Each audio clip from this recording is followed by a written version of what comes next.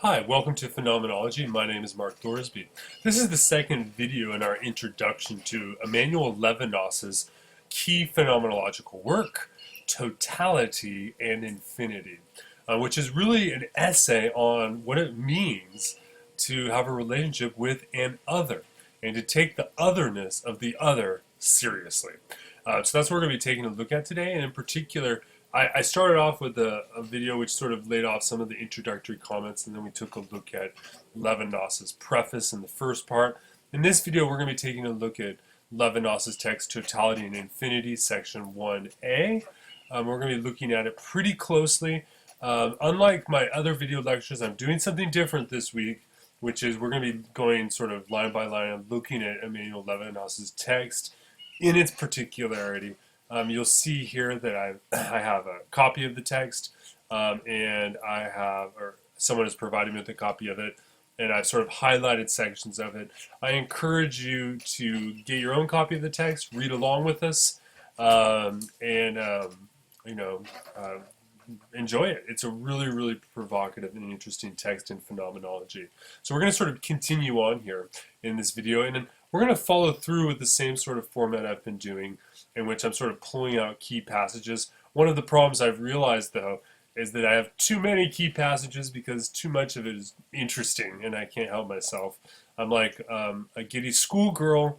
No offense to schoolgirls who are, better than I, but I sort of, as I highlight, I just have a lot of fun. And so I apologize. So I probably won't talk about everything I've highlighted, but just sort of the main points. Now, before I sort of go into it, let me give you let me go back here to the beginning here. So what we're going to be taking a look at in this video is really 5 different sections.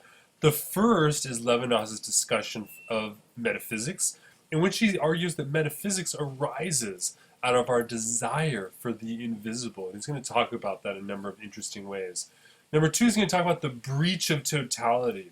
And totality is essentially when I make the world the same, when I systematize and force everything under the auspices of a single banner. And totality breaches the transcendence that accompanies metaphysics and accompanies the invisible. Now, transcendence is not just conceived of as a negativity. Transcendence is understood for Levinas as well as it is for Descartes in a positive conception. So he conceives of it along the lines of the infinite, and we talked about that quite a bit in the last video. He's going to also talk about that, argue that metaphysics precedes ontology. You'll recall that in the last couple of lectures here when we were looking at Heidegger, for Heidegger, ontology becomes the first and most fundamental form of philosophy. And there's lots of important reasons why Heidegger argues that. Levinas is going to disagree, and he's going to argue that transcendence ultimately involves a metaphysics. And metaphysics, therefore, precedes ontology, because ontology is when I try to understand the being of beings in a concrete, unified sense. And this, of course, is a totality. And the relationship I have with the other, and that's ultimately the relationship that the metaphysician has with the metaphysical, that relationship is one of an asymmetrical infinitude, and that, therefore, comes before the ontological, right? And, of course, the final notion here is the transcendence is the idea of infinity. So that's what we're going to be taking a look at in this video section over the next hopefully not longer than an hour. So that's what we've got going on, and we're going to be following along his text fairly closely, and so bear with me as we go through this. So let's sort of jump into it. Metaphysics and transcendence. Number 1, the desire for the invisible. Now, for Levinas, metaphysics begins as a desire for that which is not seen, but lies at the very basis of what is seen, right? He writes, the true life is absent, end quote. But we are in the world.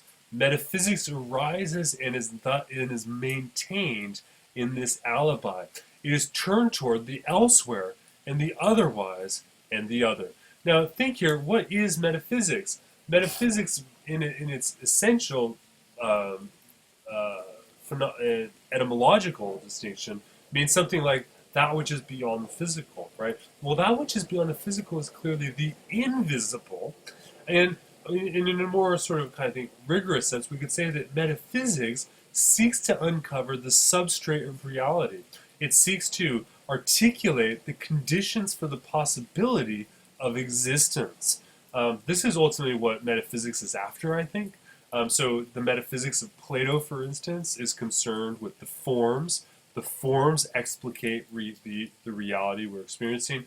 The metaphysics of substance in Aristotle, or in Descartes, we could talk about the metaphysics of the cogito, the metaphysics of the mind. And of course, we could continue on through all the different variants of metaphysicians that have existed in Western philosophy, and I suppose we could include those that existed outside of the Western canon, of course, as well. But all of them are linked together by this idea that the true life is absent. What's really real is not here. And there's the desire for the invisible is at this core. Now, desire is a constituent part and a really important part of Levinas's conception of the human life and his phenomenology at large. So this comes more in the second section of Totality of Infinity when he talks about enjoyment. We're not going to focus on that with too much depth in these video sessions, but we will see him talking about it. Okay, so we begin here is that metaphysics begins out of a desire, right? Notice he's describing here, he's not theorizing, right? And this desire is toward an alien outside of oneself, towards a yonder. And there we see even a Heideggerian word here, yonder, which we saw at some point when we were reading the Being in Time by Martin Heidegger. He talked about Dasein spatiality. Now, clearly Levinas is not employing the same schema, but there is a conception here where there is somewhere out there. There is a conception of spatiality here in metaphysics, but if you will, the metaphysician is seeking that which is in the place beyond places, as it were, right? Think here about Parmenides too. The early pre-Socratic philosophers are instructive, I think. Now, this term of this movement elsewhere is called other in an eminent sense, right? So on the one hand, we have a conception of other, right? But other isn't meant in an ordinary sense, right? The other of metaphysics, the thing that metaphysicians are seeking to understand, the knowledge that goes beyond this, the other knowledge, right? That knowledge, no journey, it's not a climate, it's not scenery, none of those things can satisfy this desire for the invisible, right? Also notice that there is a characteristic theological undertone to Levinas's discussion here of the invisible. Although he's not going to talk about God right here, there is, I think, a clear affinity with his more theological commentaries regarding the Talmud.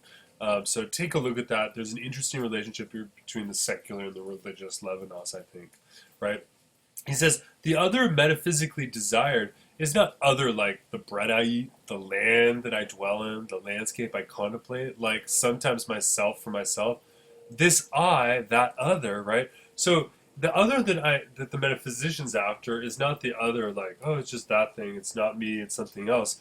He means other here in a wholly different sense, right? Something that's other, absolutely. In fact, he says it right here. The metaphysical desire tends towards something else entirely, towards the absolutely other, right? So you can see here he's trying to describe the phenomenology of the metaphysician, where the metaphysician is motivated out of a desire to find something which goes beyond ordinary experience, right? The metaphysical desire does not long to return. Why? Because the metaphysical other is you've never been there, right? It's a desire for a land not of our birth, for a land foreign to every nature, which has not been our fatherland, and to which we shall never betake ourselves. So you can see here in that very beautiful passage that Levinas insists upon the absolute alterity of the other metaphysically. That is, he wants to articulate a metaphysics, or I guess a metaphysics here, which respects the otherness of the other. And you can see this from the very beginning. Now, of course, it begins with our desire to have that knowledge. And if you're taking this class or watching these videos, it's precisely because to some degree you too share in this desire for that which is invisible but necessarily more real, as it were, more true than what we seem to normally experience, right? When we talk about having objects and keyboards and stuff like that. All of that's other, but that's not the metaphysical other that I'm interested in, right? So let's see here, let me move through, right? He says, the metaphysical desire has an other intention. It desires beyond everything that can simply complete it, right? It desires beyond everything that can simply complete it. It is like goodness. The desire does not fulfill it, but deepens it, right? So it's quite interesting here. The otherness of metaphysics that he's talking about, that the desire for the invisible here, is a desire for something that can't really be accomplished. It can only be deepened, right? And here, think about the idea that a philosopher can never stop being a philosopher, right? Ludwig Wittgenstein is a great example in which he tried to stop philosophizing but kept coming back for more. Why? And here Levinas is giving a phenomenological treatment or an answer to that question, which is namely because philosophy seeks something which can't be achieved but can be deepened. And I think there's something very very insightful about that, especially after studying the history of philosophy for as long as I have, right? Let's see here. Desire is the absolute if the desiring being is mortal and the desired invisible. So here we get a conception of what he means by the absolute. The desire is absolute because since it's invisible, it can never be achieved. So the desire is an absolute desire only insofar as it can be an absolute desire, right? Now, let's notice here is in our last video we saw that Levinas, in the preface of Totality of Infinity, articulated the idea that ethics is first philosophy. Ethics is ultimately optics. It's about seeing things, right? And here we have this interesting comment. He says, because remember, the metaphysician is after the invisible. He says, invisibility does not denote an absence of relation, right? So invisibility here isn't the idea that there's no relationship between myself and that thing, right? It implies, right, relations with what is not given, of which there is no idea, right? So metaphysics ultimately implies that there's a relation to what is not given, right? If you will, the furthest out relation that's possible.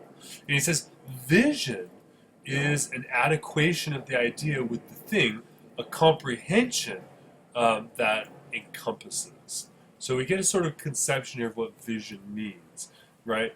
He says non-adequation does not denote a simple negation or an obscurity of the idea, but beyond the light and the night, beyond the knowledge and measure of beings, the inordinateness of desire.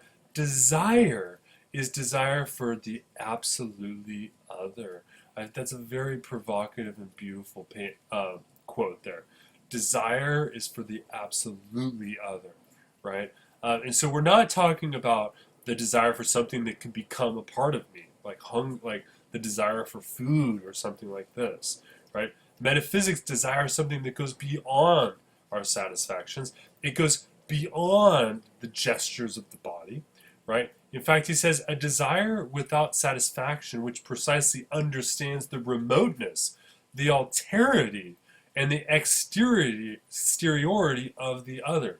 So the desire of the invisible, the transcendental desire of the metaphysician, for Levinas here, is ultimately a desire that respects and remains in respect of the absolute alterity, the exteriority of the other, the otherness of the other, right? So here, metaphysics is a desire for the invisible insofar as it wants to maintain the invisibility of the invisible, if that makes any sense, right?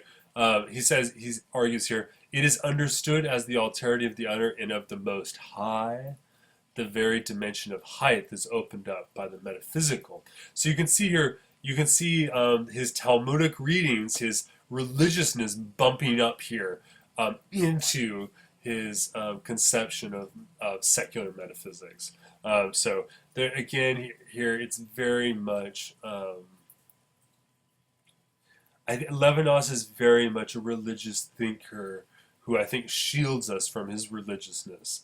And I don't mean that in a negative sense. I actually mean that in just an honest sense. I think that's what he's doing, right? And by the way, he of course has this beautiful quote, which harkens back to Plato, as Phaedo. He says, "To die for the invisible, this is metaphysics." Talk about a great quote, right? And here, of course, think about Socrates, who in the Phaedo dies and says to die is to have a healing, right? For Socrates, death is to join the invisible, right? And metaphysics is this sort of death. And so there's this beautiful summation of the Socratic tradition, I think, emphasized here. Though we're going to see Levinas is critical of Socrates, to say the least. Okay, let's keep going here. At the end of this passage, there's this beautiful quote that I think is worth a little meditation on that we get here. And this is the notion that at the core of metaphysics, this desire is a freedom, right? And he ends here, and this is really a transition into the totality chapter you see at the bottom of the screen here, where he says freedom consists in knowing that freedom is in peril. That's just beautiful and aptly put, right? Consider the fact that the only way that I know that I have freedom is by knowing that I cannot have freedom, right? So freedom is instituted through unfreedom, as it were, right? And of course, he says here that, well, of course, you can see here he's talking about the 20th century. He says, the demented pretension to the invisible, when the acute experience of the human in the 20th century teaches that the thoughts of men are born by needs which explain society and history. Here, of course, he's talking about the Nazis, right? Who believed that, the Third Reich was a historical necessity, right? He says that, Levinas says, that hunger and fear can prevail over every human resistance and every freedom, right? There is no question of doubting this human misery, this dominion, the things and the wicked exercise over man, this animality, right? And think of here the way in which the 20th century shows the violence and the politics of the 20th century show a degree and a reduction of humanness to the animal, to the animality, right? He says, but to be a man is to know this is so. Freedom consists in knowing that freedom is in peril, but to know or to be conscious is to have time to avoid and forestall the instance of inhumanity. It is this perpetual postponing of the hour of treason, infinitesimal differences between man and non-man that implies the disinterestedness of goodness, the desire of the absolutely other or nobility, the dimension of metaphysics. And so the dimension of metaphysics is at the cusp of what we mean when we talk about freedom. And of course you can see that he's interweaving here almost a social critique against the 20th century, and particularly against his experience under the Nazi occupation as a prisoner of war and as a citizen of France. So you can see here that I love there's just dripping with meaning here. But for Levinas, we begin first with metaphysics, and metaphysics is this desire for the invisible, that which respects the other as other. And which is and that is what it means for us to be free. This dimension of metaphysics is the dimension of our freedom. So we see this sort of entangled or laid out or introduced in this first chapter for Levinas. Let's move here to section 2, the breach of totality. Now keep in mind that for Levinas, he's going to contrast the conception of totality with the conception of infinity. Totality is really, they're sort of alter egos, perhaps one might say, where totality is the mainstay of philosophical theory, right? The goal of most philosophical theory is to take that which is unknown and to make it known, to take that which is other and to make it the same, right? To make everything fit under a central heading, right? Think here about, for instance, the history of science and the way in which science operates under specific forms of paradigms. Every paradigm is itself a totality, right? And this, of course, totality has a breach. Now think, what is a breach? A breach is to separate, to cause a rupture. And totality is a form of rupture with the metaphysical, because totality takes away the otherness of the other. It takes away the mystery of the invisible by making it visible. So the breach of totality here is the second sort of point here, right? Right. He says, and I'm starting here with the second sentence. He says, the metaphysical movement is transcendent, and transcendence, like desire and inadequation, is necessarily a transcendence, right?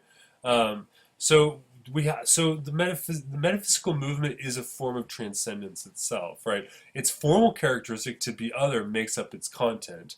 Thus, the metaphysician and the other cannot be totalized. The metaphysician is absolutely separated, right?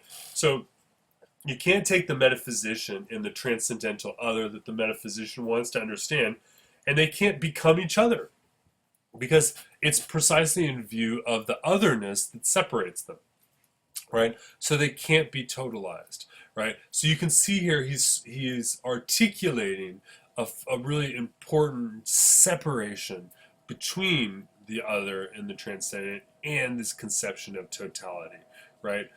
You can't be totalized, right? So that means that to totalize the other is fundamentally to destroy the other as other, right? That is to miss the other, I would say. Now, the relationship between the metaphysician and that which is outside of the metaphysician, the other, right? That relationship is not a relationship that's reversible, right? It's not. It is not a simple correlation that would be reversible. Why? Well, whoops, sorry about that. It's not. Let me scoot ahead here. It's not a reversible. It doesn't have reversibility because ultimately the relation is asymmetrical, right?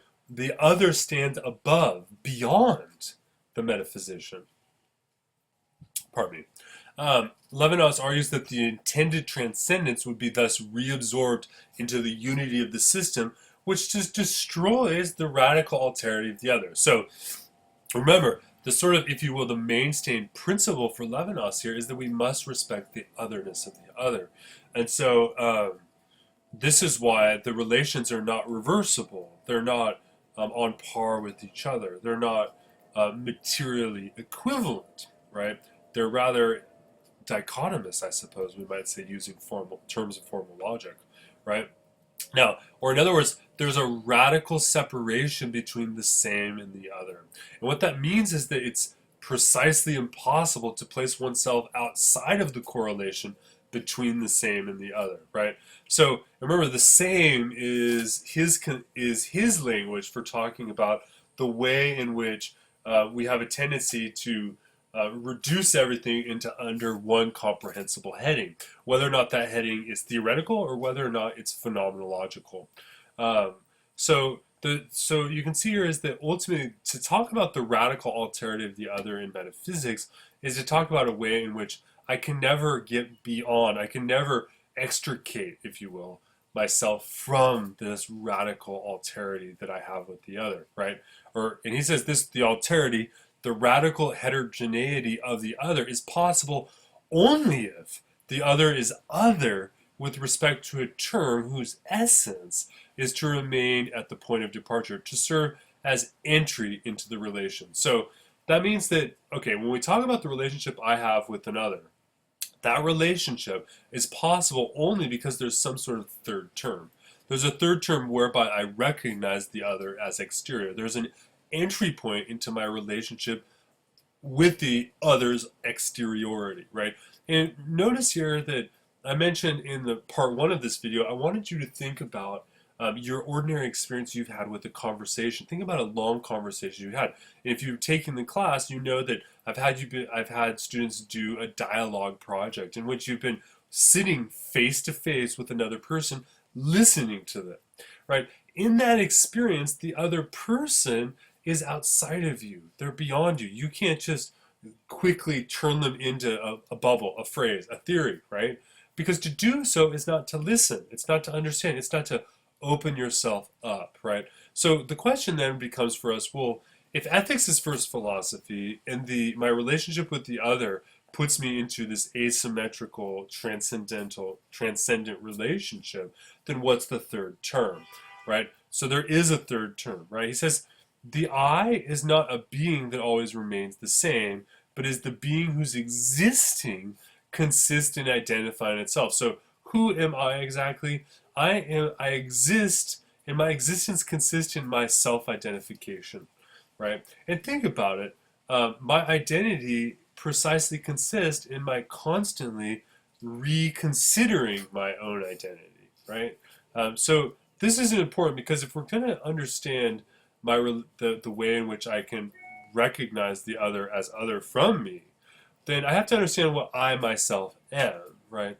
And so I am that which exists in terms of self-identification, right? You can see here why things like self-identification should be radically respected. It's really quite important. And here, of course, in our discussion boards, we've been talking about, for instance, gender identity, and there's a lot of discussion now about self-gender identification, and you could easily link in some of these ideas into that discussion, right? He says the I is identical in its very alterations. So remember, for David Hume, right? David Hume talks about, he thinks that the identity, self-identity, is a grammatical fiction. The I is a grammatical fiction.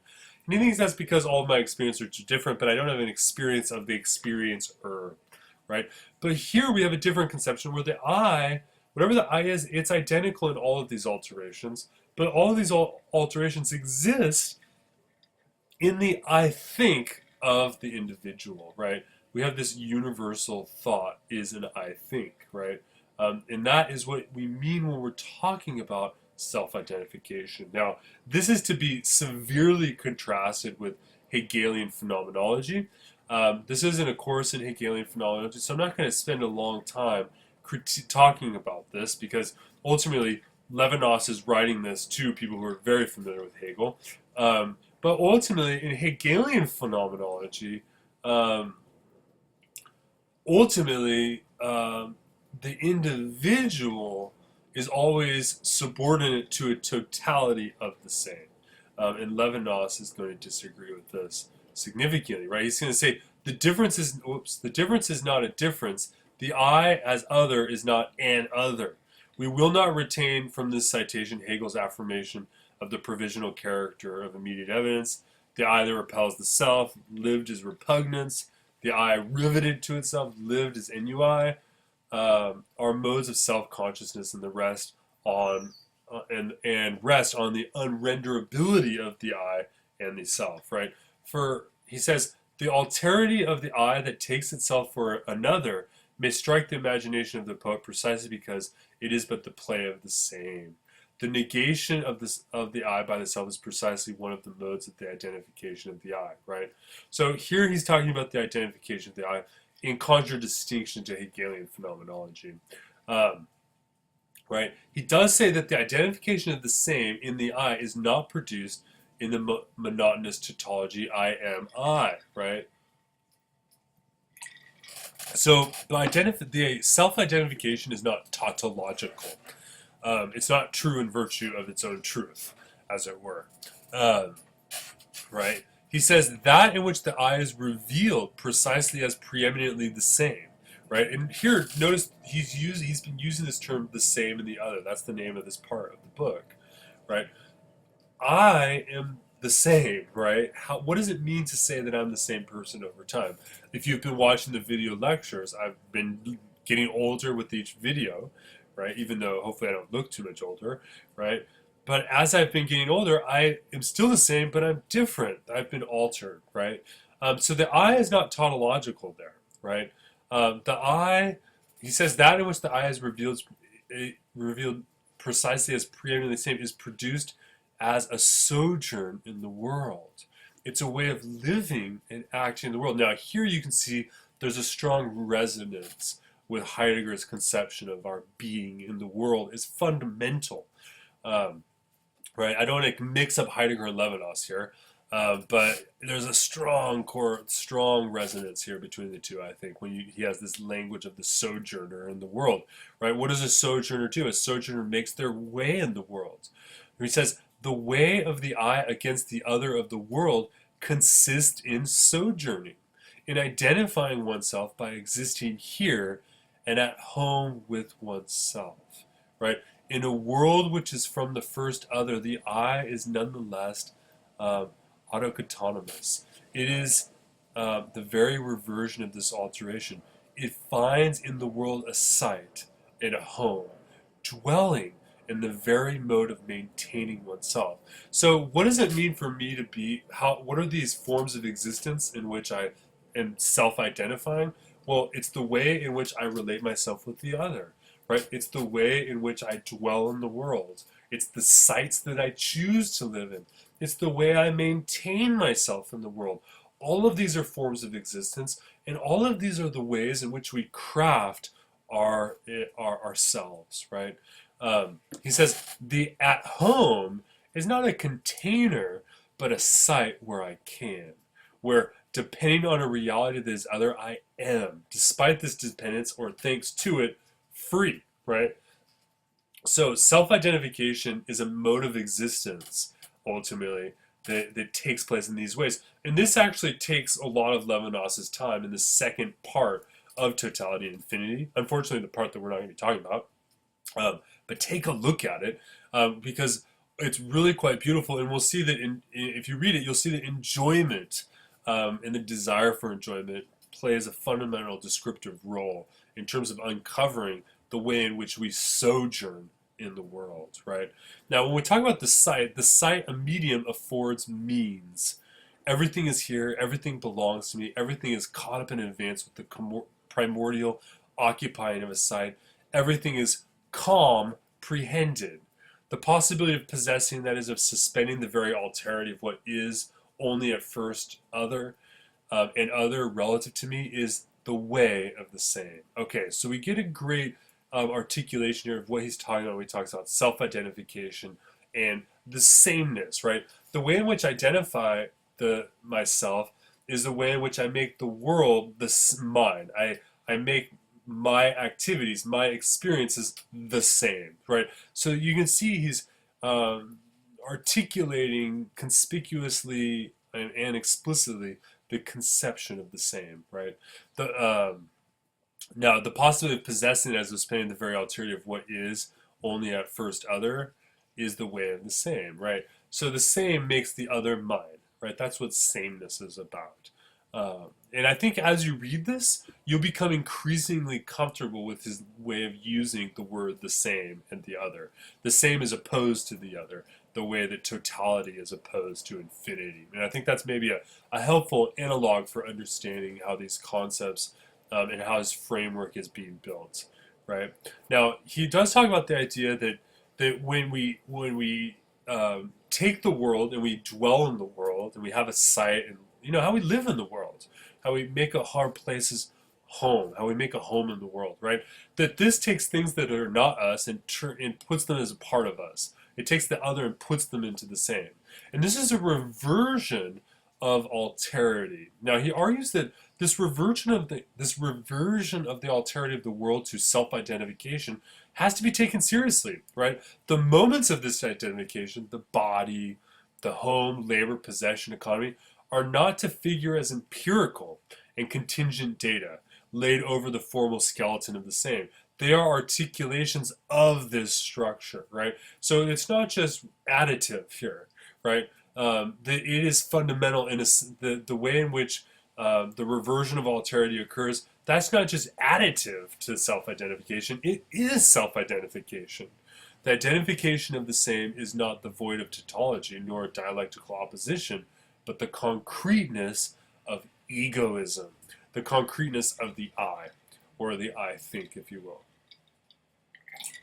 Okay, so on the one hand, when we talk about the breach of totality, we're talking about the way in which we take that which is other than us and turn it into the same.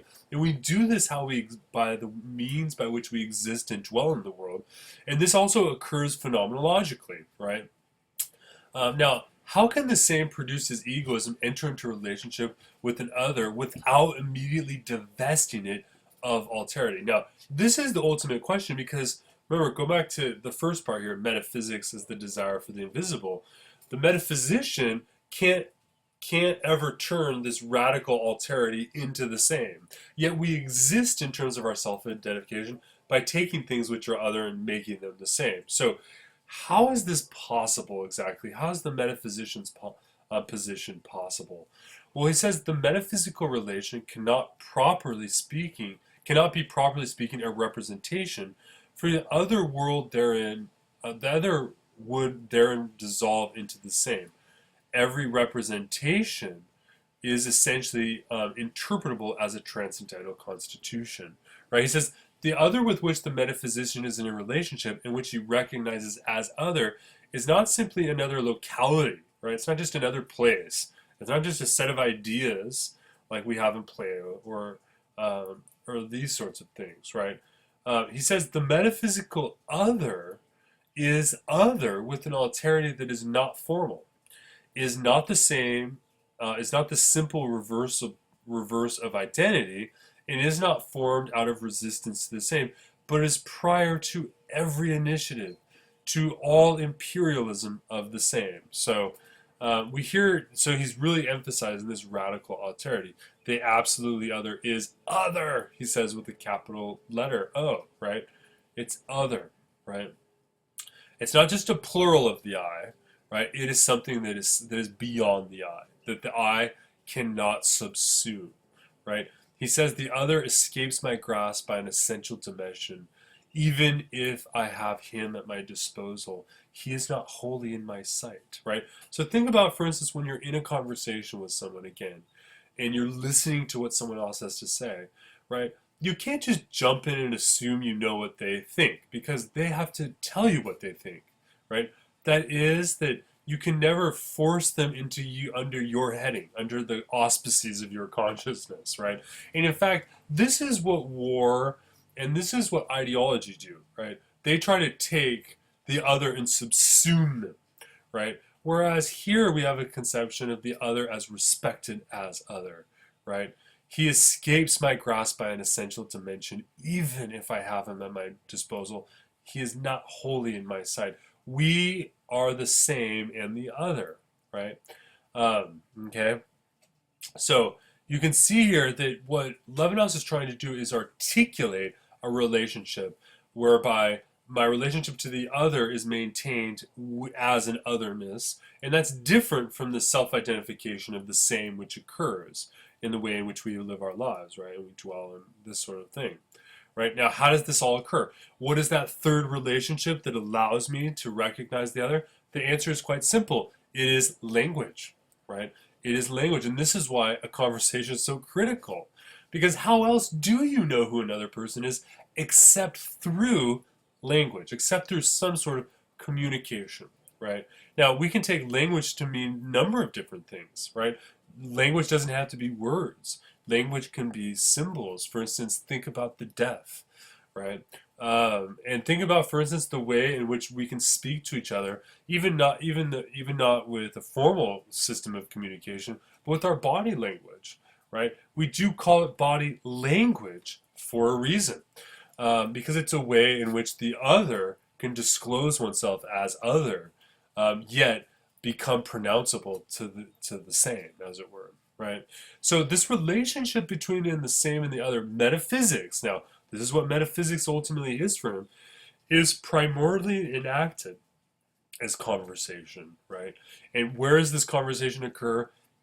It occurs in a relation of a face-to-face. It is a face-to-face relation. And of course, here remember, Levinas's whole conception here is essentially an articulation of the conditions of possibility for living intersubjectively. And I recognize the other in a face-to-face relationship, where the other is given to me as other, not same, but the other becomes comprehensible to me. It becomes comprehensible to the same, right? And it comes through language and through a face-to-face encounter, really, in which the other becomes adventitious, right? The I is not a contingent formation by which the same and the other, as logical determination of beings, can in addition be reflected within a thought. It is in order that alterity be produced in being, right? So we're ultimately talking about otherness as existentially and ontologically constituted. Now, this doesn't mean that ontology precedes metaphysics, because this transcendental relationship for Levinas is fundamental. It's a priori, if you will, to ontology itself, right? Thought and interiority are the very breakup of being and the production, not the reflection, of transcendence, right? So thought and language are very important here. I mean, there's a way in which the thought and interiority, the way in which once I start to think something, it becomes interior, I begin to break up the being of things, and I produce, and I break up the production of transcendence, right? So think about the way in which when you're having a conversation, someone can say something to you, it becomes a thought, and then you react to the thought, and you stop listening to the other person. The other person's view, the otherness of the other, the alterity of the other, gets lost, and instead I begin to attack things which I think I know. The transcendence of the other gets reduced out. It gets boiled out of the equation, if you will, right? So alterity is possible only starting from me, right? Right. So it's an important recognition that our conception of alterity begins with us. It begins with this egoism, but the idea that the other is transcendent, and what that means is that we have to recognize that the other has a right beyond and over our egoism, over ourselves, right? And this is to take the other seriously as other means to recognize that the other has I have an ethical responsibility to the other. Now, we're not going to get into that for a while, but that's ultimately where he's heading. Now, the breach of totality, right? Remember, totality here is this operation whereby the same is subsumed into this, whereby the other gets subsumed into the same. This is not an operation of thought, right? This is not just intellectual thought, because if that was the case, that would mean that we would lose everything, right? We couldn't even articulate any essay of exteriority that he wants to do here, right? Rather than constituting a total with this other as with objects, thought consists in speaking, right? We propose to call religion the bond that is established between the same and the other without constituting a totality. So we get here a first inkling of Levinas's conception of the difference between a sort of secular theological conception of his philosophy and a religious conception. A secular conception of his philosophy versus a theological conception of his philosophy. Theology, you might say, religion, is when I become linked. The same and the other become joined. They become unified in a way that is not a totality. The other is not just reduced to the same. But here in secular philosophy, here we could say that ethics is when I recognize the otherness of the other and I maintain that recognition. I don't become unified with the other. I recognize and maintain the otherness, the alterity of the other. So it's interesting here, you have a sort of interesting relationship here. And of course, it's because the other for Levinas is bound up with the conception of infinity, right? Now, history, it's sort of end of the paragraph here. Levinas, I won't be reading, I apologize if I'm reading all these passages, but I just love his writing, is that history is a way of totalizing the other. Every time we have a history, write a history, we take the other and we reduce the other into the same under the auspices of some sort of totalized heading. And so it's interesting here, we can make an interesting critique of history. Notice also, for instance, the reaction potentially we could contrast between the way in which, for instance, the National Socialist employed history, right? The Nazis thought that they were a historical epoch. For them, the murdering of the Jews and the destruction of Europe, all of that were necessary features of history that they believed were necessary, right? Right, the 1,000-year reign of the Third Reich and all this nonsense, right? History was a means by which the other can become totalized. For instance, even consider here in America. Think about the way in which, at least for those of you who are in America, think about the ways in which Americans have crafted a history, right, which totalizes the other, right? Now, of course, we become increasingly realize that there's a sort of imperial dimension to the way in which we tell history, right? History is written by the victors of history, right? There's a way in which we've sort of said, no, no, no, we have to have competing voices in a pluralistic form of history, which on the one hand is good, and it recognizes, or at least it tries to recognize the alterity of the other. But on the other hand, it does so still by a reduction to the same. It's still a project of totalization, I think. There's an interesting question here you might want to consider, and here is that's the philosophy of history, and whether or not history is essentially a project of totalization of the other to the same, or always a reductive mood. And I tend to think it might be. But that's something for you to consider. Okay, third section here is called, the title is Transcendence is Not Negativity. Right, so let's start here. Transcendence is not just the negation of my limit, right? That's the first sort of thing, right? Now let me follow, that's the thing, that's the basic idea I want you to get from this section. But let's follow through and take a look at some of his primary quotes, right? Number one here, negativity presupposes a being established, placed in a site where he is at home, right? So to negate something is you always begin from somewhere and negate it. So when I talk about the other, I could say the other's not like me, right? That's not an authentic conception of the other because it doesn't respect the otherness of the other, right? For instance, I'm a man and there's women. I'm married to a woman and I have lots of friends who are women, but I am not a woman. However you want to define woman, whether sociologically here, I'm not a woman. I don't self-identify as a woman, and most people I know do not identify me as a woman, right? So a woman is other to me, right? Now, so what does it mean? To understand the otherness of a woman is not to just negate what I am, right? It's not to just, because that presumes that I'm starting here. It's an egoistic function. In fact, isn't that part of the feminist critique against historical philosophy, right? Part of the feminist critique of philosophy is that philosophers have predominantly been men, at least the canonical philosophers, whatever canonical means there, right? They've been men, and therefore the idea has been that to really have a feminist philosophy, a woman's philosophy, is not just simply to start from a man's perspective and find different ways, right? Right, to still treat a man as axiomatic here, right?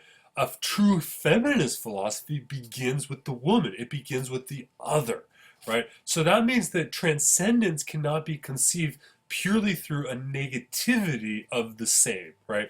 And so there's a way in which, as a man, I cannot actually comment, or I cannot understand the otherness of the female, I think there's a difference there. I can't understand the otherness of the woman simply by an alteration of my own self-identification. The only way I can really understand the otherness of a woman is to listen to the woman, is to recognize and to respect the fact that there are things that I don't understand. Here, think about, for instance, the way in which in our American culture, unfortunately, which probably all cultures here, right? Think of has a deep, almost disease in the way in which it has treated African Americans or black folk, right? There's something fundamentally off there. And that's because I think that there's a way in which American culture has always tried to understand the black experience in terms of it being a negativity of white culture. And I think I think there's something similar here we can employ. Now, to be clear, Levinas is not describing any of this. I'm just trying to give you analogs, perhaps, to help you understand what he's talking about when he says that transcendence is not a negativity. Now, clearly, he also does talk about the fact that negativity is an economical fact, right? Labor transforms the world and so forth. And in fact, that plays an important feature in the second part of Totality of Infinity. But he says later on here, the negator and the negated are posited together.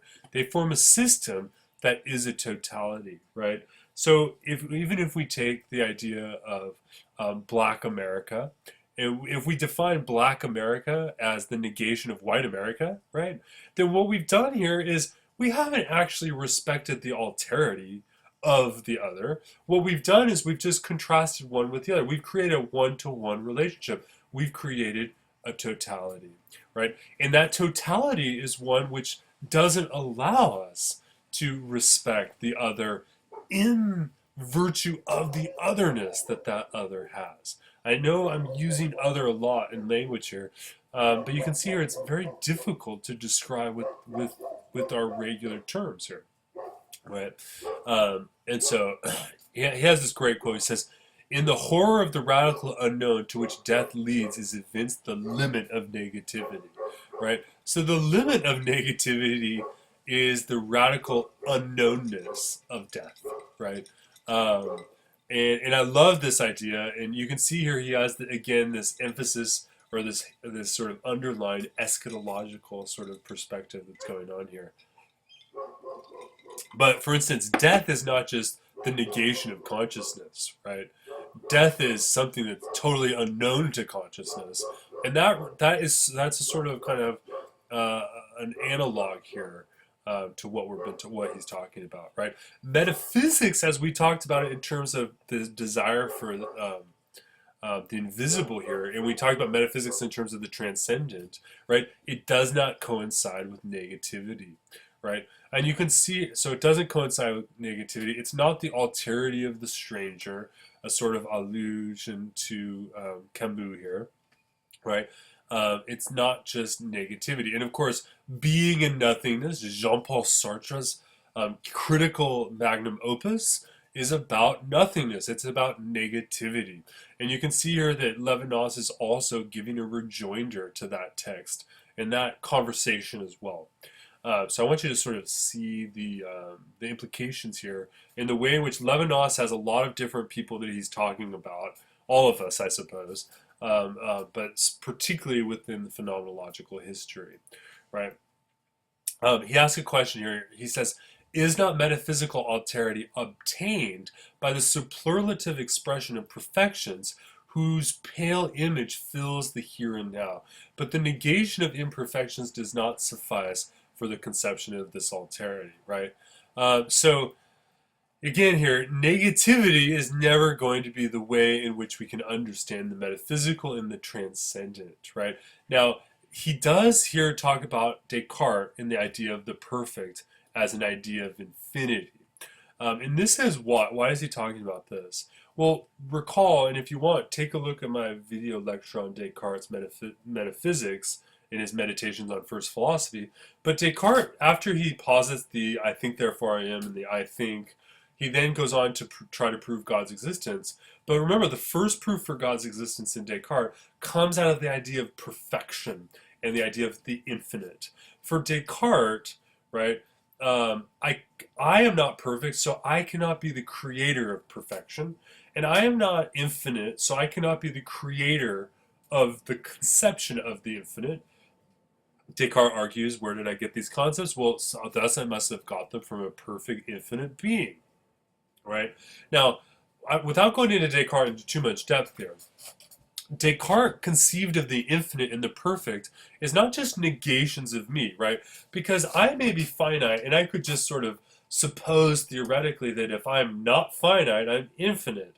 But this is a negative conception of the infinite. This is a negative conception of the perfect, right? Where one said, I'm imperfect, therefore what's not imperfect is perfect, right? It's not a logical, formal operation here. Now, Descartes argued that the infinite and perfection are positive concepts that we understand, but which overflow our very ability to conceptualize, right? And this is ultimately what Levinas has in mind. He writes, the Cartesian primacy or primacy of the idea of the perfect over the idea of the imperfect thus remains entirely valid. Because this relationship between the other and the same is one which is one of overflowing, right?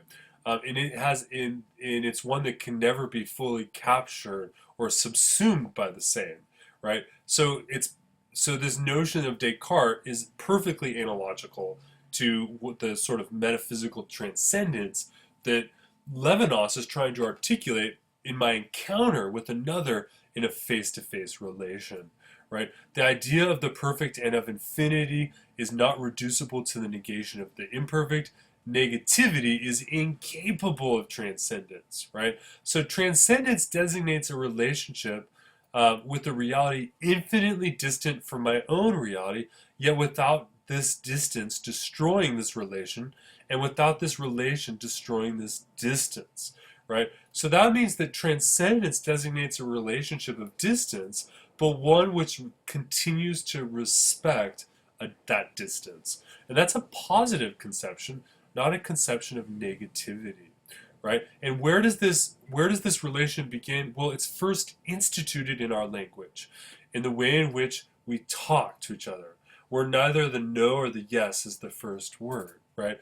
The description of this relation is central to the issue of the present research, right? Okay, so you can see here that Levinas has articulated a conception of transcendence which is really radical and different, but one which really does try to maintain respect of the other. Now, number 4, metaphysics precedes ontology, right? Let's see here. I'm going to see if I can move a little bit quicker because we're already an hour in. Now, metaphysics. Now, let's talk about ontology here.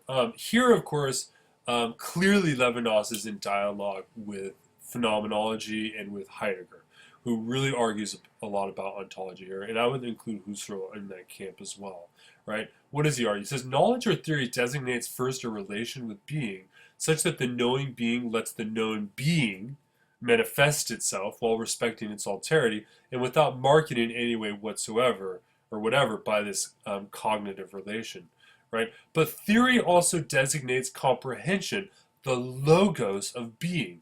And notice here we talked about logos with Heidegger. So we have a conversation that's ensuing here between the two, right? But theory, when I theoretically try to understand something, I try to understand the logos of being, but there's a way in which that can also be derivative of a summation of the same, right? This mode of depriving the known being of its alterity can be accomplished only if it's aimed at through a third term, a neutral term, which itself is not a being. This third term may appear as a concept that's thought, right? So ultimately, what his view here is ontology, if you understand it as the study and the analysis of being and the relations of being, it tries to take beings which are other than ourselves and tries to subsume them into conceptual thought, right? This is ultimately what ontology is doing, and this is what theory is doing, right? So he says, to theory as comprehension of beings, the general title ontology is appropriate. Ontology, which reduces the other to the same, promotes freedom, right? Now, why does he say that? Because if I can take the other and reduce it to the same, that increases my egoistic freedom, right? I now have more power, if you will. I use those terms with scare quotes, right? But there is a promotion of freedom there. The freedom that is the identification of the same, not allowing itself to be alienated by the other. So precisely that form of freedom that occurs in ontology is one in which, right, I am able to maintain myself my self-identification against the other, right? And so ontology ultimately, and he's not denying ontology. He's not denying that ontology is important. He is simply going to be arguing that ontology is derivative of metaphysics because metaphysics respects this transcendental relation, where ontology doesn't. Because ontology is a summation or a subsuming of the other into the same via theory, right? He says, but theory understood as a respect for exteriority delineates another structure essential for metaphysics. In its comprehension of being, it's concerned with critique.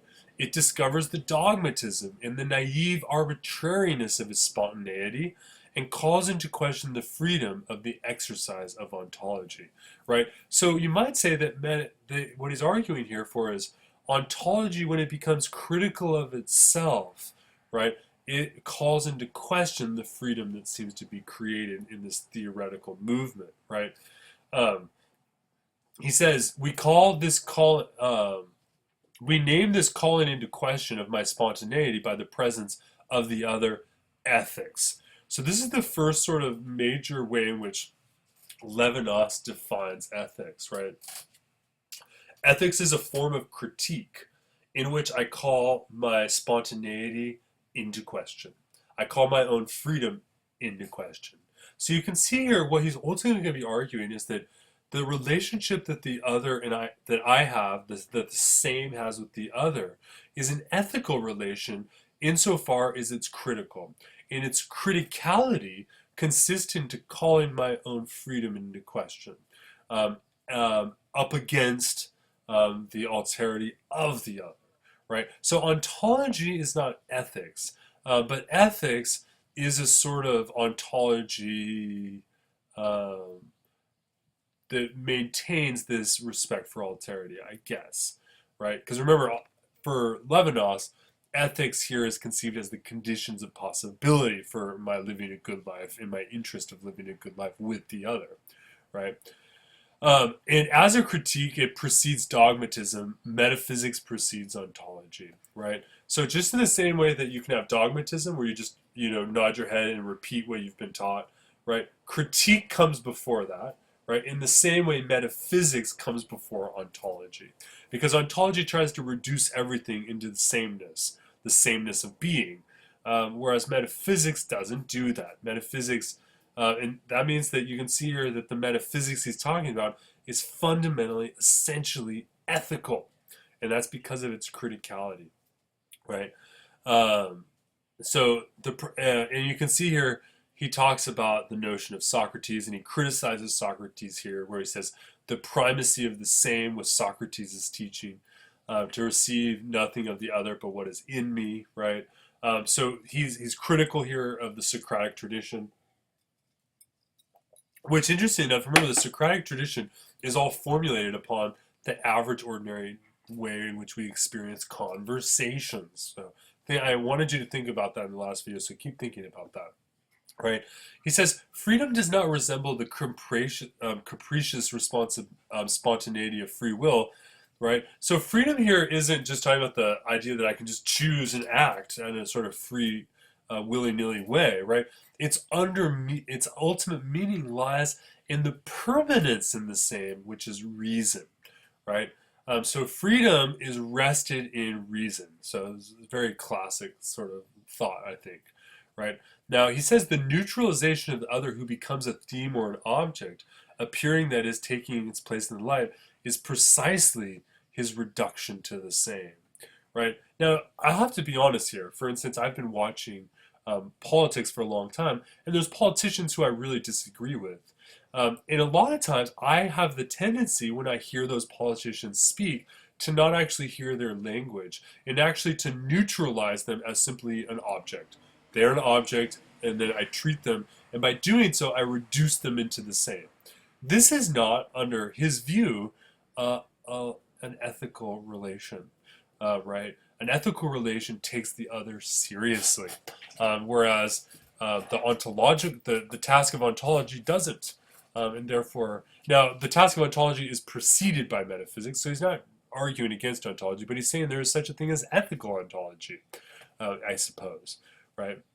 Now, when we talk about knowledge, to know it amounts to grasping being out of nothing or reducing it to nothing, removing from it its alterity, right? So you can see here that the metaphysics of transcendence and of the infinite here is also not the same as just gaining knowledge, right? Because to gain knowledge is to take something out of its alterity, right? This is why ultimately this transcendental relation is prior to it, right? And we'll see that get laid out in much fuller detail in the videos to follow, or in the chapters to follow. To illuminate is to remove from being its resistance. So you have a very different conception of ethics than an ordinary moral philosophy here, where ultimately the other is other in terms of a sort of resistance it has to myself, right? And ethics is about a respecting of that resistance, respecting that alterity, right? Now, if we contrast this with ontology, what Levinas argues is he says, for the things, the work of ontology consists in apprehending the individual, not in its individuality, but in its generality, right? But because of that, it becomes philosophy becomes an egoology, if you will, right? It becomes a way of subsuming something into the same, right? And because generality is precisely to take away the alterity of something. Think about the way in which we categorize people, and I just did earlier when I talked about black culture or African Americans, or from Levinas' perspective, people who we label as Jewish, or people who we label as Polish or whatever, right? All of those are forms of generality, which ultimately take away the individuality of individuals and put them under the auspices of a single heading. That is, it is a totalization of the other, right? So you can see here that on the one hand, language is the way in which I recognize the other, but language also can become the means by which I reduce the other to the same, by which I take away the otherness of the other, right? That is, I disregard the other, as it were, right? And of course, he talks here about Berkeley's idealism, which is a similar way, right? Berkeley's idealism was SAS percipi, to be is to be perceived. So your being consists in my perceiving. That is a subsumption of the other into the same, as the same way, right? So you can see here the history of philosophy. He's very critical of the history of philosophy. Now, phenomenological mediation follows another route, right, where the ontological imperialism is yet more visible, right? So he has strong words for phenomenology and an interesting take on it, right? He says, it is the being of existence that is the medium of truth. Truth regarding an existent presupposes the prior openness of being. To say that the truth of an existence precedes the openness of being is, in any event, to say that its intelligibility is due not to our coinciding, but to our non-coinciding with it, right? An existent is comprehended in the measure that thought transcends it, measuring it against the horizon whereupon it is profiled, right? And here Levinas has a strong criticism against Husserl. He says, since Husserl, the whole of phenomenology is the promotion of the idea of horizon, which for it plays a role equivalent to that of concept in classical idealism. So he thinks that phenomenology in the Husserlian sense and in the Heideggerian sense still take on this role of totality, right? And they don't respect or they don't recognize this relation of infinity that Levinas is trying to contrast it with. Let me see if I can move here. Here's a criticism of being and time. He says, being and time has argued perhaps but one sole thesis. Being is inseparable from the comprehension of being, which unfolds as time.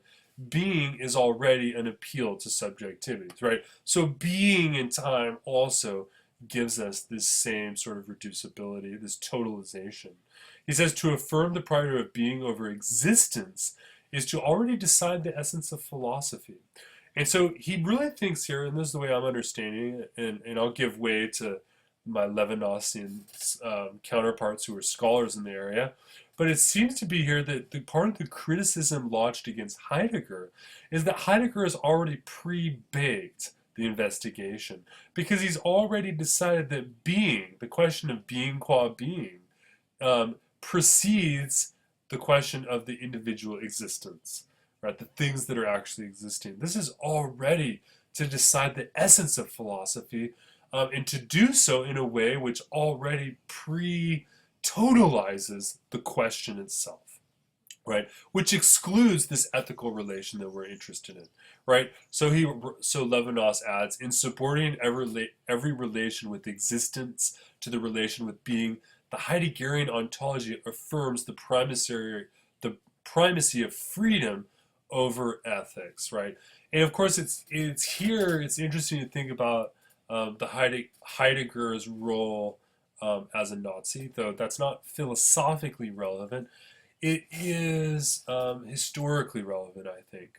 And it's quite interesting to think about here, right? But the idea here is that Heidegger's ontology wants to say that freedom comes before ethics, because the freedom here is the freedom of our ability to cognize being, right? And that is, but to do so requires the totalization of the beings which actually exist, right? Freedom comes from an obedience to being. It is not man who possesses freedom; it is freedom that possesses man, right? So again, Levinas wants to invert the relationship of freedom and metaphysics, or to invert the relationship between freedom and ontology, and that's characteristic of Heidegger, right? He says ontology as first philosophy is a philosophy of power, right? Truth, which should reconcile persons, here exists anonymously. Universality presents itself as impersonal, and this is another inhumanity. So what is the inhuman for Levinas? The inhuman is this reduction in the removal of the otherness of the other. That is fundamentally inhuman. Okay, and so and he even goes on to say, in denouncing the sovereignty of the technological powers of man, Heidegger exalts the pre-technological powers of possession. So at the end of the day, the ontology of Heidegger is criticized by Levinas as a philosophy of power, and as he says right here, a philosophy of injustice, because it subordinates or reduces or rejects the primacy of the ethical relation. So he has strong words for Heidegger here, right? And it ultimately means that what Heidegger's ontology is a sort of imperialist tyranny, right? He says tyranny is not the pure and simple extension of technology to reified men. Its origin lies back in the pagan moods, right? He's thinking of Heidegger's conception, in the enrootedness in the earth, in the adoration that enslaved men can devote to their masters, being before the existent. That's Heidegger's theory, right? The ontological distinction. Ontology before metaphysics is freedom before justice, right? So you can see here, you might say that Levinas is the phenomenological thinker of justice, and he wants to reinvigorate this really classic question of justice back into phenomenology. He says, for the philosophical tradition, the conflicts between the same and the other are resolved by theory, right? And that means that the other gets reduced to the same, or concretely, by the community to the state.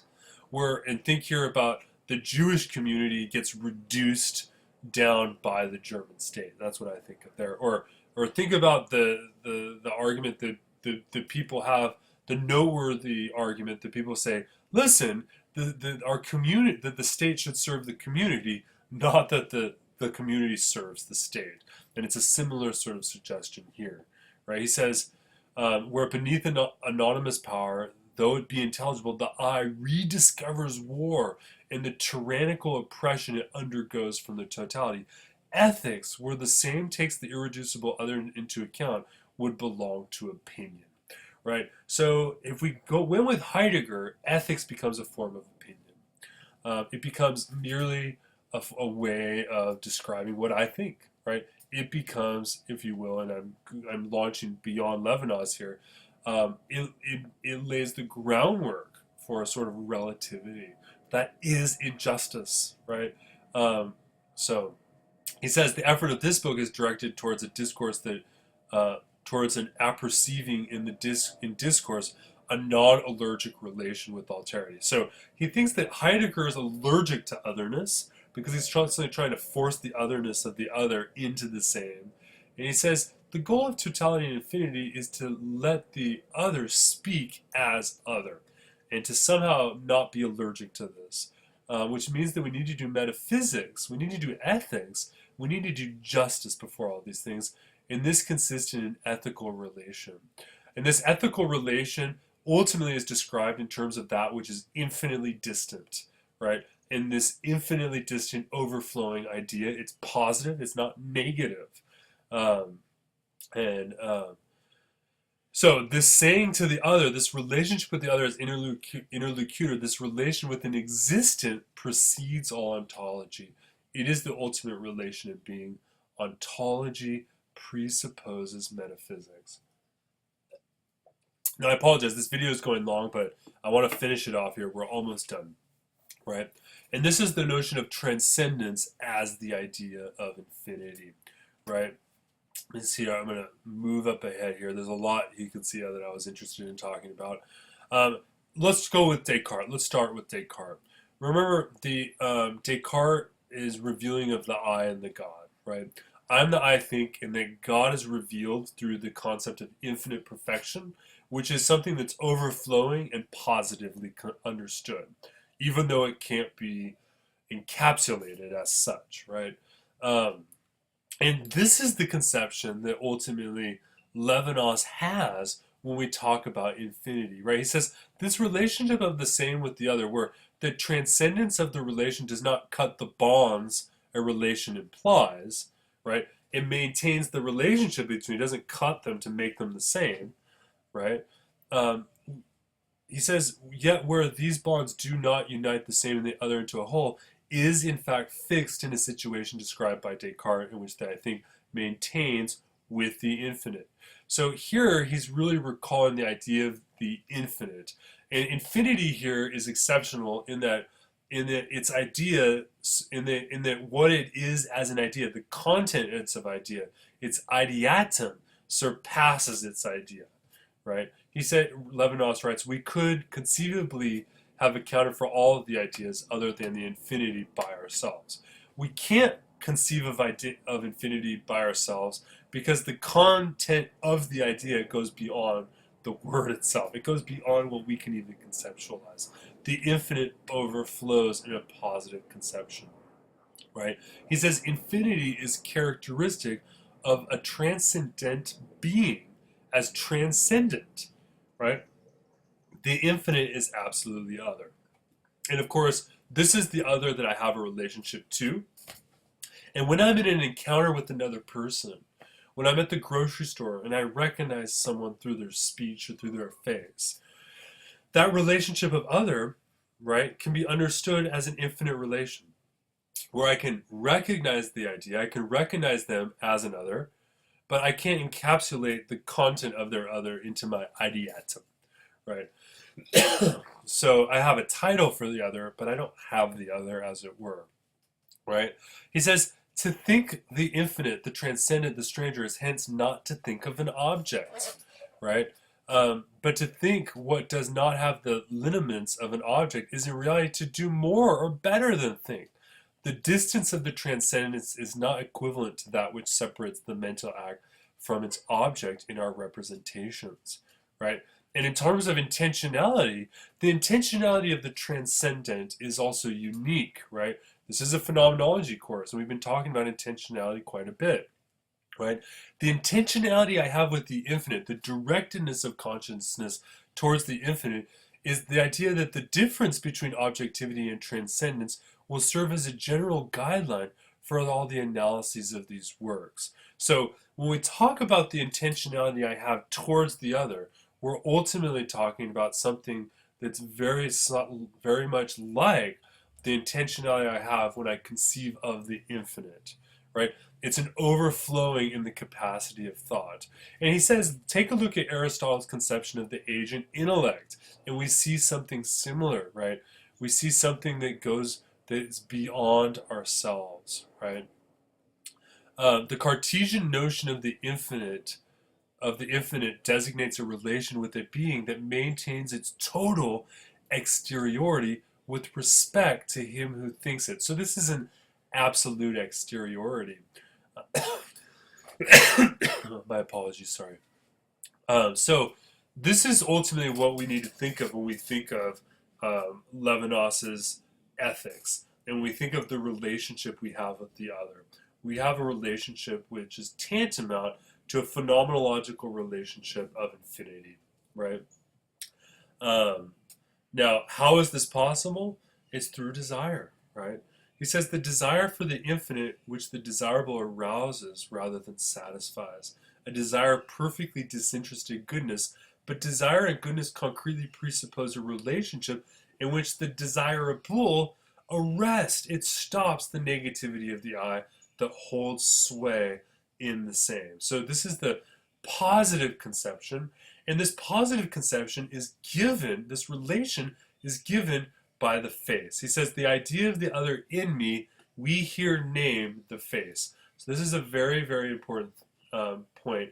And he says, the face of the other at each moment destroys and overflows the plastic image it leaves in me. It does not manifest itself by the qualities, but the kathao autuo, it expresses itself. So the face is not, when someone speaks through language, and I recognize them in their face, and I recognize them as a person, right?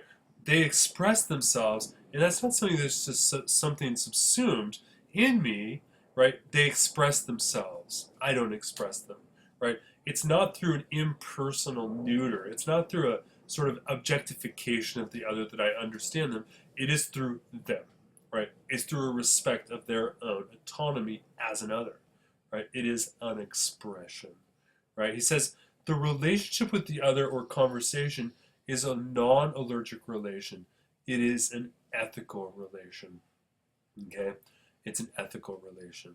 Now, finally, infinity, overflowing the idea of infinity, puts the spontaneous freedom within us into question, right? Now, remember, the notion here was that when I take the other and subsume them into the same, when I make them, objectify them, right, that reinforces my freedom. I have my power to understand and to organize conceptually who they are, right?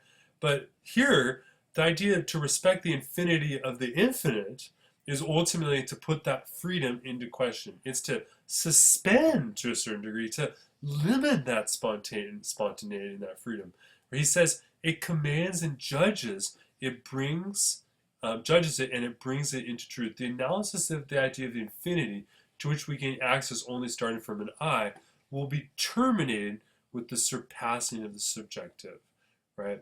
Let's sort of move here forward to the end, right? In which Levinas, as he's describing the infinite here, discusses history again, right? He says history would not be a privileged plane where being disengaged from the particularism of points of view is manifested, right? History as a relationship between men ignores a position of the I before the other in which the other remains transcendent with respect to me. When man truly approaches the other, he is uprooted from history, right?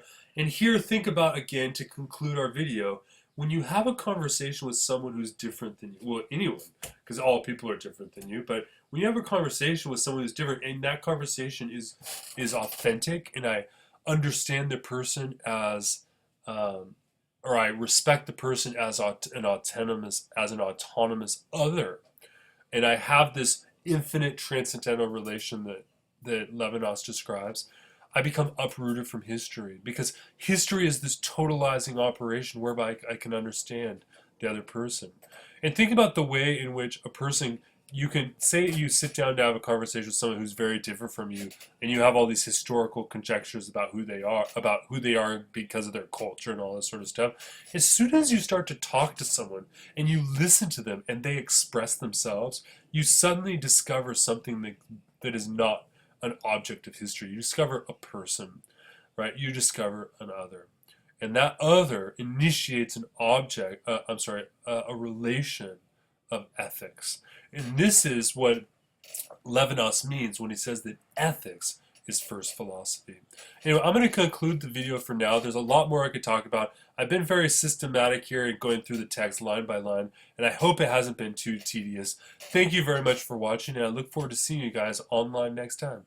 Talk to you later.